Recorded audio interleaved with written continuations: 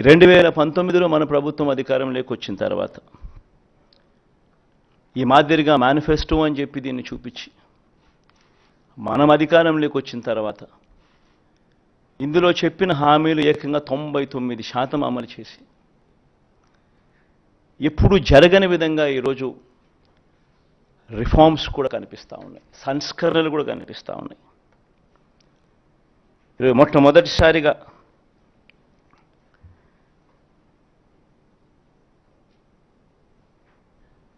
వాలంటీర్లు, గ్రామ సచివాలయాలు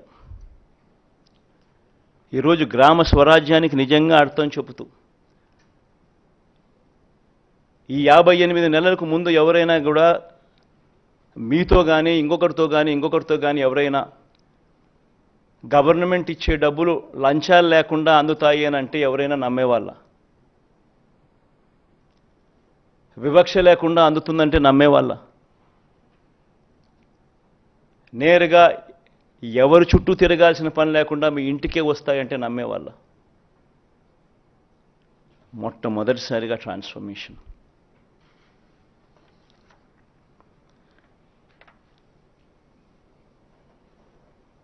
మొట్టమొదటిసారిగా సామాజిక న్యాయానికి అర్థం చెబుతూ నా నా నా నా అని పిలుచుకుంటూ నా ఎస్సీలు, నా ఎస్టీలు, నా బీసీలు, నా మైనారిటీలను పిలుచుకుంటూ మొట్టమొదటిసారిగా సామాజిక న్యాయం కనపడేట్టుగా ఈరోజు డిస్ప్లే అవుతూ ఉంది.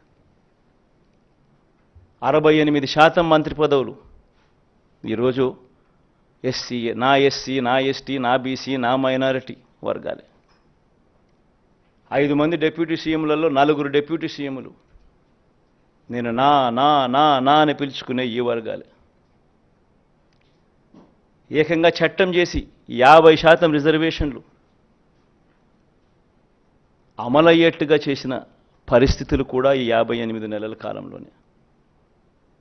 పదవులు అయితేనేమి, నామినేషన్ మీద ఇచ్చే వర్కులు అయితేనేమి. మొట్టమొదటిసారిగా 175 అసెంబ్లీ స్థానాలుంటే 25 ఎంపీ స్థానాలుంటే ఉన్న 200 స్థానాలకు గాను మొట్టమొదటిసారిగా ఏకంగా 50% అంటే 100 స్థానాలు నా ఎస్సీ, నా ఎస్టీ, నా బీసీ, నా మైనారిటీ వర్గాలకు ఇచ్చిన చరిత్ర ఈ ఆంధ్ర రాష్ట్రంలో ఎప్పుడైనా జరిగిందా? కొన్ని దేశంలో ఎక్కడైనా జరిగిందా? ఎవరైనా ఏ రాజకీయ పార్టీ అయినా ఇచ్చిందా? 50%. సామాజిక న్యాయం అన్నదానికి ఒక అర్థం చెబుతూ మాటల్లో కాదు చేతల్లో చూపించిన పాలన కూడా ఇక్కడే జరిగింది.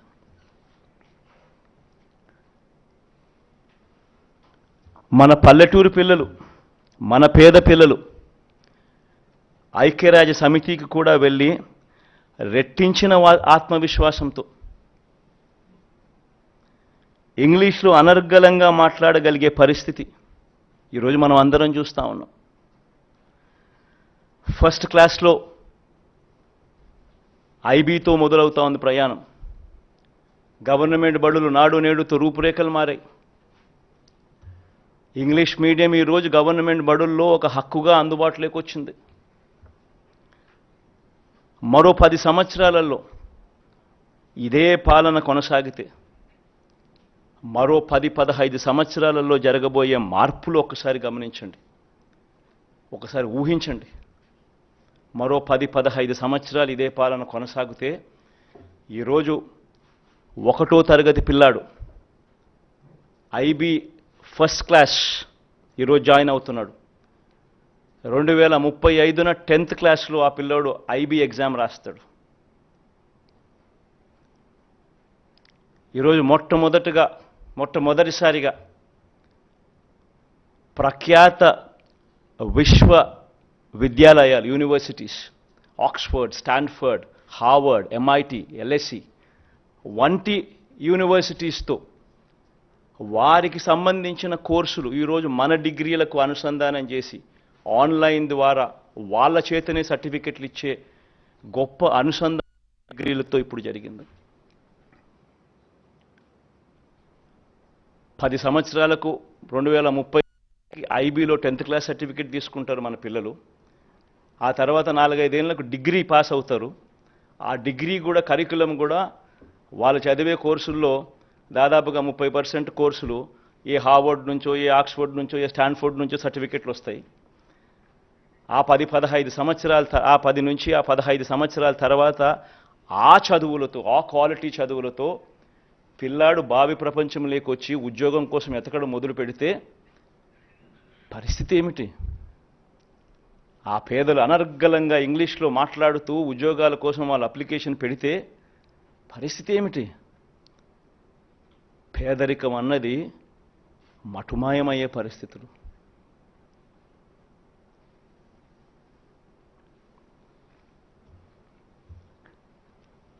విద్యారంగంలో మొదలెడితే కని విని ఎరుగని మార్పులు వైద్య రంగంలో, వ్యవసాయ రంగంలో,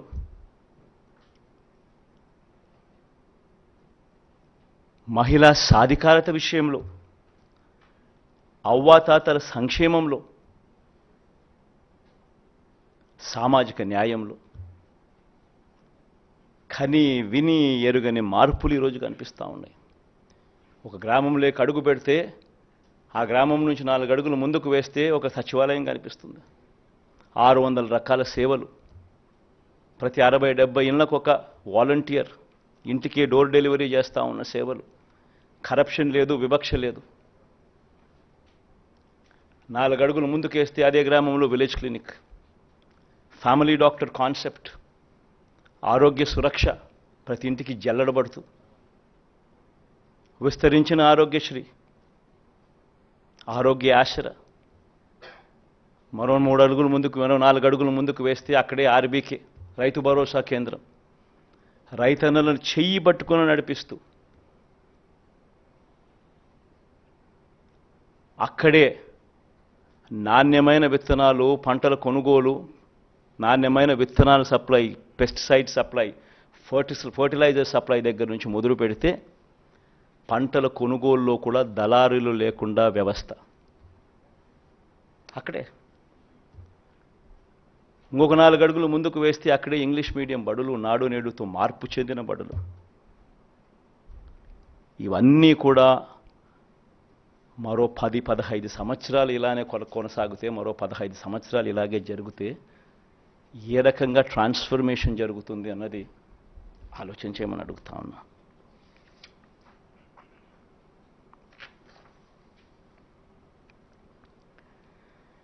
ఈరోజు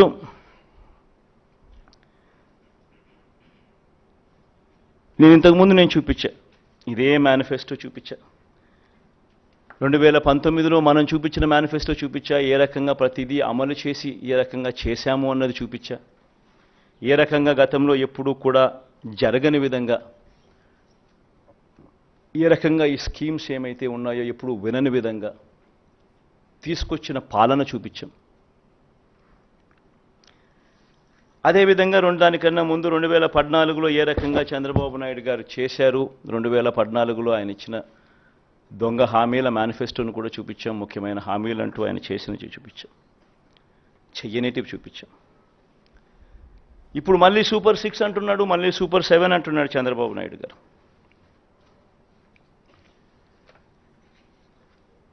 ఈ సూపర్ 6లకు, ఈ సూపర్ 10లకు, ఈ సూపర్ 6లకు చంద్రబాబు చెప్పే ఈ సూపర్ 10లకు అసలు ఎంత ఖర్చు అవుతుంది? ఇది సాధ్యమేనా? మళ్ళీ చంద్రబాబు నాయుడు గారు 2014లో మాదిరిగానే చంద్రబాబు నాయుడు గారు మళ్ళీ ఇదే హిస్టరీ రిపీట్స్, మళ్ళీ ఇదే కూటమి, ఇదే సంతకం, మళ్ళీ ఇదే హిస్టరీ రిపీట్స్, మళ్ళీ మోసం చేసేందుకు ఇదే మాదిరిగా సూపర్ 6, సూపర్ 10 అంటూ మళ్ళీ ప్రజల జీవితాలతో చెలగాటలాడడం, దానికి అయ్యే ఖర్చు సాధ్యమేనా అన్నది ఒక్కసారి గమనించినట్టయితే, నేను ఒకసారి చెప్తా ఉన్నా, మనం 2019లో ఎప్పుడూ చూడని విధంగా, ఎప్పుడూ జరగని విధంగా ఈ 2019లో మనం ఇంప్లిమెంట్ చేసిన ఈ స్కీమ్స్, ఇంప్లిమెంట్ చేసిన మన ఈ రిఫార్మ్స్, ఇంప్లిమెంట్ చేసిన ఈ మేనిఫెస్టో సంవత్సరానికి దాదాపుగా డీబీటీ, నాన్ డీబీటీ 2 కలిపితే కూడా అంటే నాన్ డీబీటీ అంటే ఇళ్ల స్థలాలు, ట్యాబ్స్, పిల్లలకి ఇచ్చే ట్యాబ్స్, విద్యా కానుక, గోరుముద్ద ఇటువంటివన్నీ. ఈ డీబీటీ నాన్ డీబీటీ రెండు కలిపితే కూడా సంవత్సరానికి దాదాపుగా 70,000 కోట్ల రూపాయలు మనం ఖర్చు అయింది. ఎక్కడ లంచాలు లేకుండా, ఎక్కడ వివక్ష లేకుండా, ఎప్పుడు జరగని విధంగా మార్పులు తీసుకొస్తూ అడుగులు ముందుకు వేస్తే, గతంలో ఆంధ్ర రాష్ట్ర చరిత్రలో ఎప్పుడు చూడని విధంగా పరిపాలన జరిగితే, ఈ మాదిరిగా ఎంతో కష్టపడితే 70,000 కోట్ల రూపాయలు దాదాపుగా మనం ఇవ్వగలిగాం. ఈరోజు చంద్రబాబు చెప్తా ఉన్న డీబీటీ సూపర్ 6, సూపర్ 10లు ఒకసారి గమనిస్తే ఆయన చెప్తా ఉన్న ఈ సూపర్ 6లు, సూపర్ 10లే 1,21,619 కోట్లు అవుతా ఉన్నాయి. ఈ 1,20,619 కోట్ల రూపాయలకు కొన్ని పథకాలు ఏదైతే జగన్ చేస్తూ ఉన్నాడో అది ఆపడం ఎవరి చేత కాదు. అటువంటి కొన్ని పథకాలు ఉన్నాయి. అటువంటి పథకాలు నెక్స్ట్ సైడ్ అటువంటి కొన్ని పథకాలు చూడండి. ఫీజు రీయింబర్స్మెంటు, ఈరోజు పూర్తి ఫీజు రీయింబర్స్మెంటు జగనన్న విద్యాదీవెన ఇస్తా ఉన్నాడు, వసతి దీవెన ఇస్తా ఉన్నాడు. దాన్ని ఆపడం ఎవరి చేత కాదు. ఆరోగ్యశ్రీ ఇస్తా ఉన్నాడు జగన్, దాన్ని ఆపడం ఎవరి చేత కాదు. సంపూర్ణ పోషణం ఇస్తా ఉన్నాడు, అంటే లాక్టేటింగ్ మదర్సు, ప్రెగ్నెంట్ మదర్సు, 6 ఏళ్ల దాకా ఉన్న పిల్లలకు సంబంధించిన సంపూర్ణ పోషణం ఆపడం ఎవరి చేత కాదు. ఫ్రీ రైస్ ఇస్తా ఉన్నాడు జగన్. కేంద్రం ఇస్తా ఉన్నది ఒక పర్సంటేజే, మిగిలింది రాష్ట్ర ప్రభుత్వం ఇస్తా ఉంది. 1,48,00,000లో కేంద్రం అప్రాక్సిమేట్గా 90 లక్షలకి ఇస్తుంది, మిగతాటి అని మనం ఇస్తాం. అది కూడా మనం క్వాలిటీ పెంచి ఇస్తా ఉన్న బియ్యం. సో దానికి ఖర్చు 18,50,000 మంది రైతన్నలకు ఫ్రీ ఎలక్ట్రిసిటీ ఇస్తా ఉన్నాం. రైతన్నలకు గోరుముద్ద, చిన్నపిల్లలకు పెట్టే గోరుముద్ద జగన్ చేస్తూ ఉన్నాడు, చేయక తప్పదు దేవుడికి. ఇటువంటి ఈ పథకాలకు మరో 29,100 కోట్లు ఏ ప్రభుత్వమైనా చేయక తప్పని ఖర్చు. రెండుకి కలిపితే 1,50,718 కోట్లు. నేను అడుగుతా ఉన్నా, జగన్ ఎంతో కష్టపడితే ఎప్పుడు జరగని విధంగా పాలన చూపిస్తే 70,000 కోట్ల రూపాయలు చాలా కష్టపడితే చేయగలుగుతా ఉన్నాడు. మరి 1,50,000 కోట్ల రూపాయలతో ఆయన సూపర్ 6 అంటాడు, సూపర్ 10 అంటాడు. ఈ మాదిరిగా ప్రజలను అడ్డగోలుగా మళ్ళీ మోసం చేసేందుకు అడుగులు ముందుకు వేస్తూ ఉన్నారు అని అంటే ఇది సాధ్యమయ్యేదేనా? సాధ్యం కాదని తెలిసి ఒక రాజకీయ నాయకుడు ఈ మాదిరిగా రిపీటెడ్గా, I repeat that word, habitual offender, I repeat that word, 2014లో ముఖ్యమైన అంశాలంటూ ఈ మాదిరిగా సంతకం పెట్టి ఇంటింటికి పంపించి ముఖ్యమైన అంశాలంటూ మోసం చేసిన ఈ వ్యక్తి, ఇదే కూటమిలో ఉన్న ఇదే ముగ్గురి ఫోటోలు పెట్టి తన సంతకం పెట్టి మోసం చేసిన ఈ వ్యక్తి మళ్ళీ ఇదే హిస్టరీ రిపీట్స్ అన్నట్టుగా మళ్ళీ